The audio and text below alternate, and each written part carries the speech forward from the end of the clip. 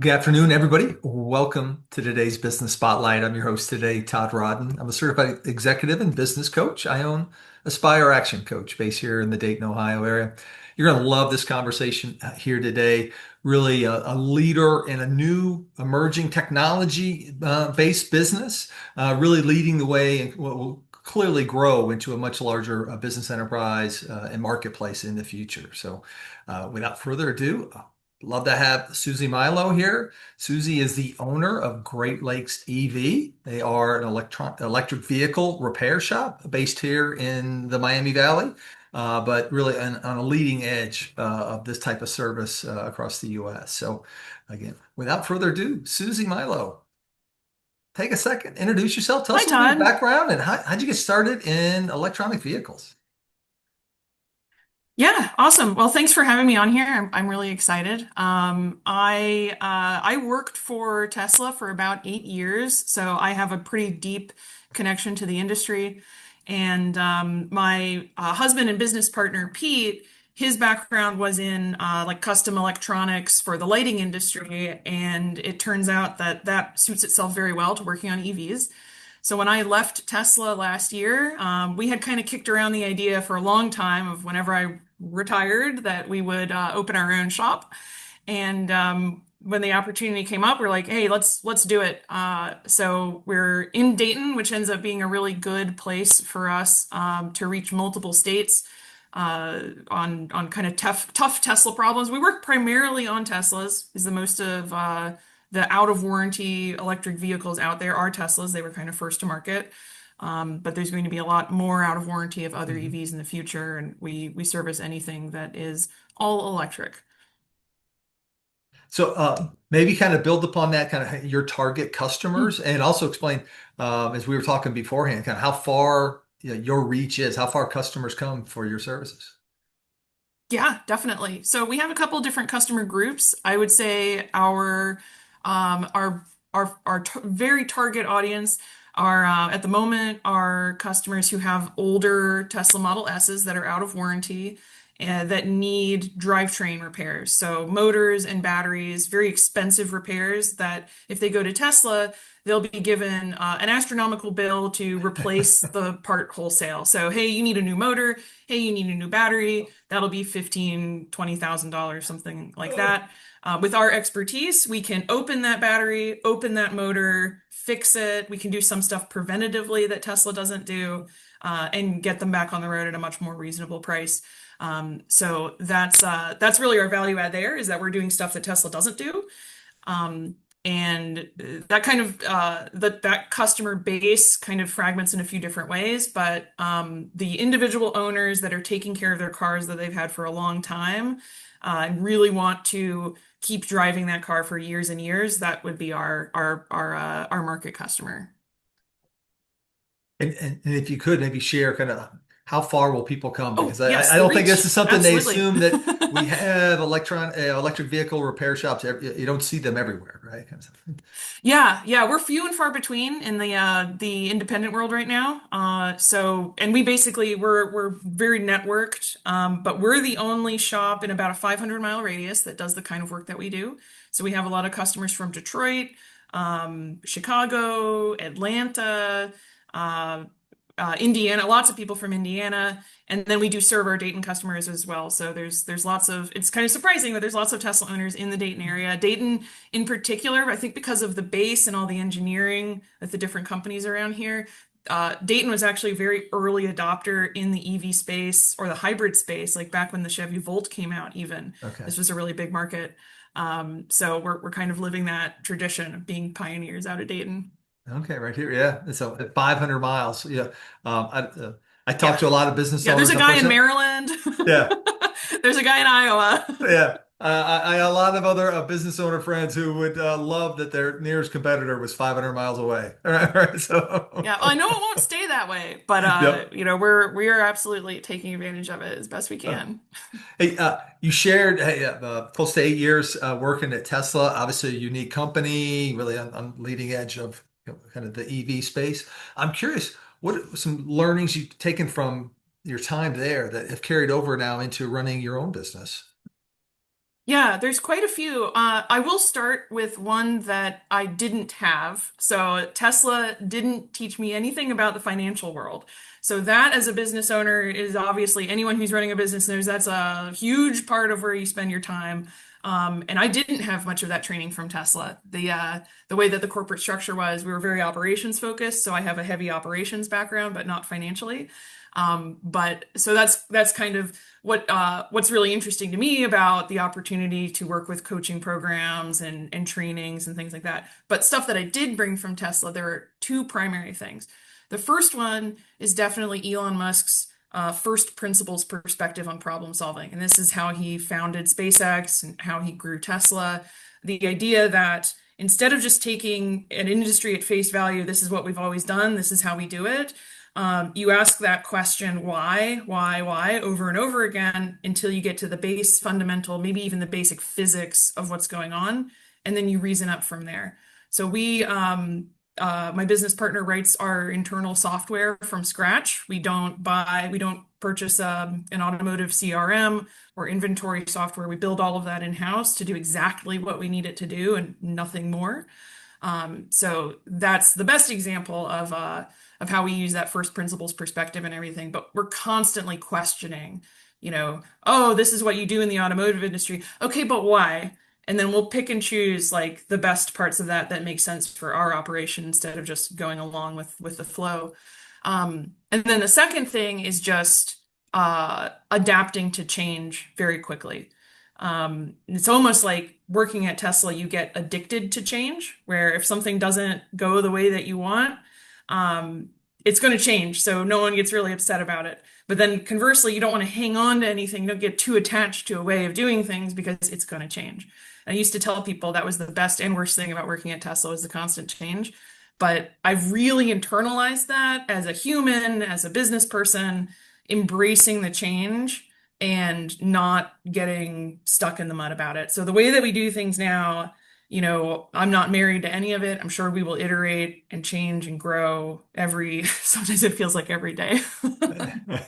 So those are my Tesla learnings. Oh, outstanding learnings. Thank you for sharing the unique perspective, Yeah. right? A lot of folks who have no exposure there. So now in running your own business, every entrepreneur's journey has some hills and valleys, some twists and turns.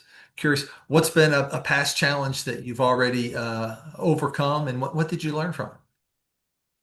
Yeah, it's a great question. I think I'll go back to that financial piece Financial. because yeah, coming into this, I knew that was such a big gap for me that I actually enrolled back in school. So I'm a full-time student at Sinclair Community College here in Dayton in their entrepreneurship program, which is awesome. I totally recommend it. Big plug for Sinclair. Okay. That's been extremely valuable in kind of filling in the gaps in the business end of things.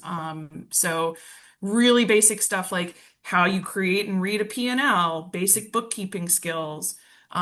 So by I think being really self-aware about that knowledge gap and not being afraid to invest in some resources there. So we hired a bookkeeper locally.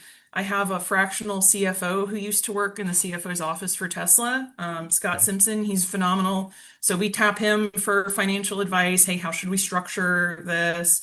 Big picture things like that. How do we do inventory? He helps out with that. So I guess to boil that down to the basic, like I knew that we would have a long journey on the financial side of things and not being afraid to lean on resources to help me learn instead of shouldering all of it myself. Okay. And kudos to you for investing in those areas. A lot of folks will try to, manage through the pain, right? Because they're afraid of Yeah. Well, it's a spending little money on that. So, scary because I am spending money to help with money, and I think this will pay off.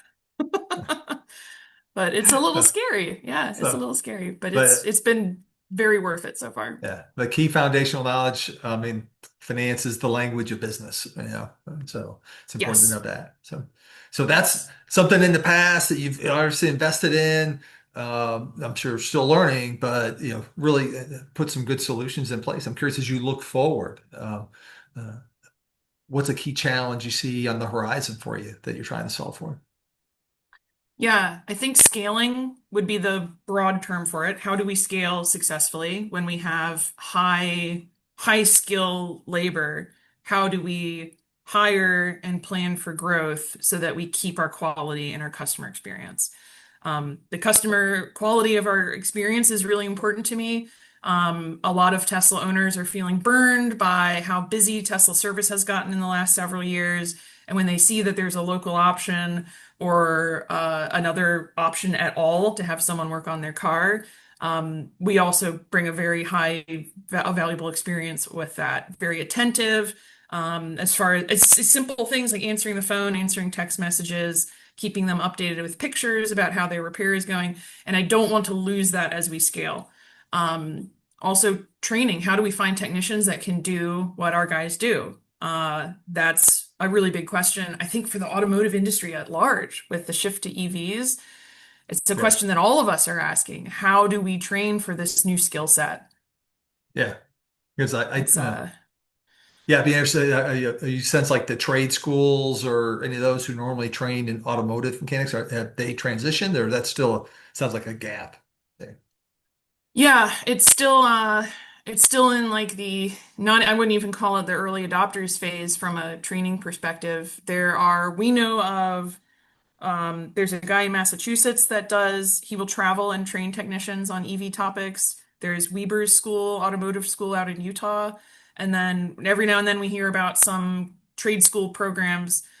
Sinclair does have a hybrid and EV program that they are continuing to flesh out. They had a partnership with Tesla for a while, and Tesla that ended, which I thought was unfortunate because that was a very good program.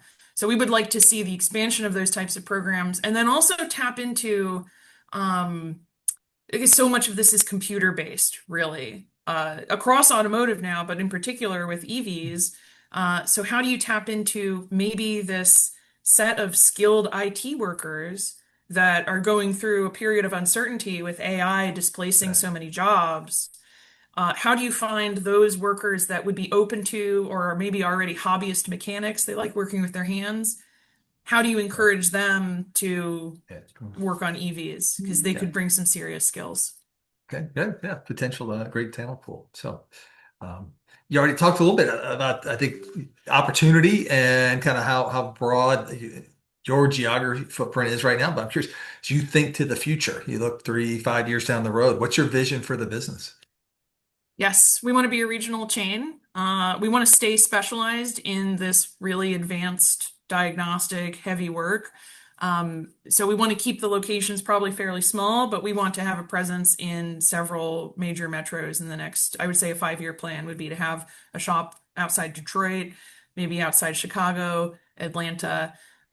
Those are kind of the key markets that we're already building relationships with other people in the space of like, hey, how can we kind of get our foot in the door in like a non-standard sort of way to feel out like, what being in that market could do for us. Because again, we've had customers drive up from Atlanta, many customers drive up from Yeah. Atlanta, and then they tell their friends, and then their friends are coming up. It's like, that's an 8-hour drive, man. And, Like we need to come to you. So yeah. Yeah. so we do Opportunity. want to be a Opportunity. regional. Yes, yes. So we want to be regional. Separately from that, I would like to build out formal training programs. So we have a little bit of a selfless approach to this. We're not just us, but we want these cars to be taken care of to accelerate the full adoption of EVs in the country. And if the perception out there culturally is that you can't get these serviced except at an OEM where you've got big backlogs and maybe dealerships don't invest in the training. It's really inconsistent right now, basically. So Yeah. if we can be part of the answer to that with some kind of standardized training service advisors for independent shops that happen to get an EV, giving them the tools to know how to talk about that EV, make sure their technicians know what the resources are. We want to be part of that too. So we're not just growing our own footprint, but multiplying the ability of other shops to service these cars that are so different from what they're used to. Okay. Yeah. Excellent. Right. Just so much opportunity there. So, you already Oh yeah, mentioned. I would say the hardest part about it is how do we stay narrow enough? There are so many opportunities for different types of businesses and types of service products that you could put out there. How do we not overextend ourselves? That has been actually really challenging. Okay. So you mentioned, your technicians are highly skilled. I'm curious, as you have been growing a team and continue to grow the team, what have you found be the essential keys to attracting the right talent and to keep them? Or those are in-demand skills. Yeah, yeah. I think making it a core part of the company that we take care of our employees. So making sure that we're offering competitive pay, that we're at least going towards, like we're very small now, so we can't offer the full benefits package that I would want us to offer in the Mhm. future. But making those the number one investment for that, because if we don't have employees that feel like they can have a home here, that they can grow their life here, then you're losing those skills. And I've seen Tesla make a lot of missteps with that without going into details, obviously, but losing people, really good technicians for culture reasons, essentially. So I don't want to make those sorts of mistakes. But then secondly, I think the main thing that tells me if someone is going to succeed here is, can they think in systems? So not just memorizing how something works, not just trained in a particular thing and they can only do that thing, they're kind of railroaded, but how, like, if someone can think in systems and understand how and why something works, um, you can teach them anything. So that's like, I'm trying to figure out, how do you distill and identify that in like an interview time That frame? was my next question. Um, yeah, like that's really tough. And I think about, like, as when we go to bring on our next technician, because we did just hire a parts specialist who has a very intensive EV background, actually. He ran an EV collision shop, which doesn't have as much overlap with what we're doing as it sounds like on the surface, but he ran an EV collision shop and he's doing our parts now. So he has connections with body shops and things like that. So a big part of his job is networking around this for sales. So it's primarily a sales job. But when we look at hiring our next technician, yeah, how do we build out like a practical interview process or be able to vet with like the right type of question and person? Like, it's not so much personality, but it is a way of thinking. Like, if they can understand how and why electricity works and how and why these things mechanically work really fluently, then we're looking for their teachability, basically, because we're not going to find someone who knows how to do what we do, not even from Tesla, Yeah. because we do stuff Tesla doesn't do. Like, we're getting into the component level of these parts that Tesla technicians never see. Our tech that we did hire when we first opened, I had hired him at Tesla, so I've hired him twice. Okay. And he's a young guy with just very, very intelligent, can reason through things, and always puts in the extra effort to understand what he's doing. And a lot of automotive technicians, that's not their goal, and that's totally fine. We need people in the industry that just wrench. They turn parts quickly, they do a good job, it's quality. Um, there's totally a space for that. I'm not passing judgment on anyone, but the specialty work that we're doing requires that next level of thinking about what, like, everything is diagnostics, essentially. So, how do we figure out what that diagnostic mindset is in someone? Okay. It's definitely tricky.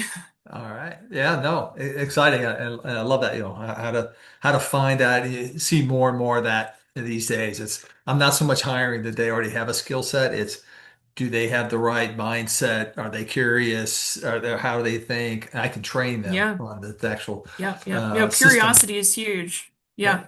So, so now looking back, what do you view as your keys to success? Or hey, maybe you wish you knew then that you know now. Yeah, yeah.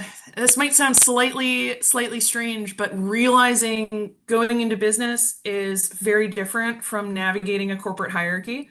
The set of rules and procedures, there is nothing. There's laws and how those are applied, and the rest is gray area. So I think if I had known, because basically what the first few months that we started, I was all about like, I need to get all of our policies in place and I need to figure out exactly what the state and the city and what everybody needs from us. And there's a lot more fluidity to that in reality than I think I thought there was. So I think if I had embraced that ambiguity a little bit earlier and been like, okay, what are actually how do I actually find out what the core things are that we can hit the ground running instead of getting tied up maybe artificially too much in the bureaucracy? I think it may have saved us some time and money. There's nothing really like specific that I can point to, but just think because I've only previously worked for major corporations, there is a certain like box that comes with that I did not realize was a box. I thought this is just what work is. Yeah. Because I've been working for major corporations since I was 16 years old, nonstop. So, So that's okay, okay, that's life. Like, no, you have to build that, and you can kind of build it however you want. And here's how things are worded legally, and you have to explore and understand that and get advice and kind of figure out how you approach it. And I did not know. I yeah. thought it would be all clear cut. It's not. Yeah. Well, many folks who come from that more corporate background into entrepreneurship, that's a tremendous struggle, right? Because it's, It the is. the It rule has book been for really isn't me. written for you, right? And Exactly, nobody's telling exactly. you. And I'm thankful. I'm very thankful that my business partner, who is also my husband, Pete, he has much more of that natural entrepreneurial mindset than I do. I'm very motivated, passionate, and can learn, but he has that sort of like I don't know, like cleverness to it of like, hey, how do we figure this out? How do we work within this system? And like uh I'm very grateful because he often is just like, yeah, we just need to do that and figure it out as we're doing it. And I'm like, I want to do like 6 hours of research. Okay. So, well, it's pretty clear. You're a passionate and curious learner. You've already shared how you went you're back to school, learning more around finance and entrepreneurship, which is great. I'm curious, building upon that, is there a book or podcast series or leadership series that you've also tapped into that's been very helpful for you? We try to kind of a weekly or daily thing just to stay up to date in the industry is we listen to Autoline Daily and Car Dealership Guide. So those two video series slash podcasts are really essential for keeping up to date with just broader, even like global trends and what's going on in the automotive industry. So we have our ear to the ground. And then a little bit more on the personal, professional development side. I am a fan of Simon Sinek. I haven't read enough of his stuff. I've listened to tons of his videos and his TED Talks and things.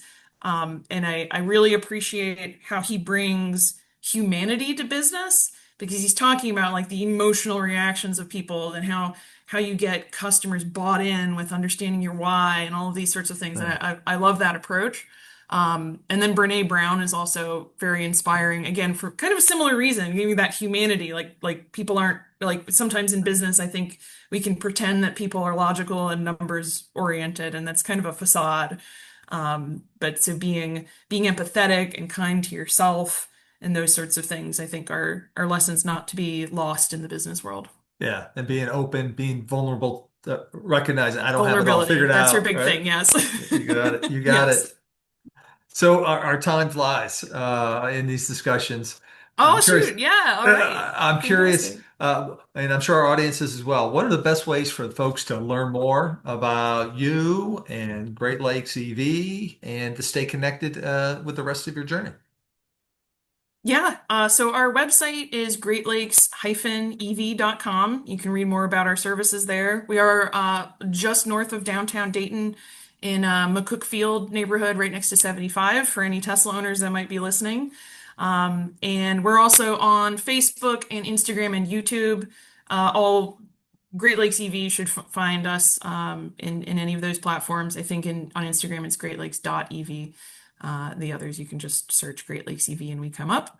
Um, but yeah, we plan on being in Dayton for a long time and kind of growing out from this as a headquarters, big dreams, but So, appreciate being on here. yeah, no, exciting opportunities ahead. So as we do wrap up, Susie, what are you inspired by?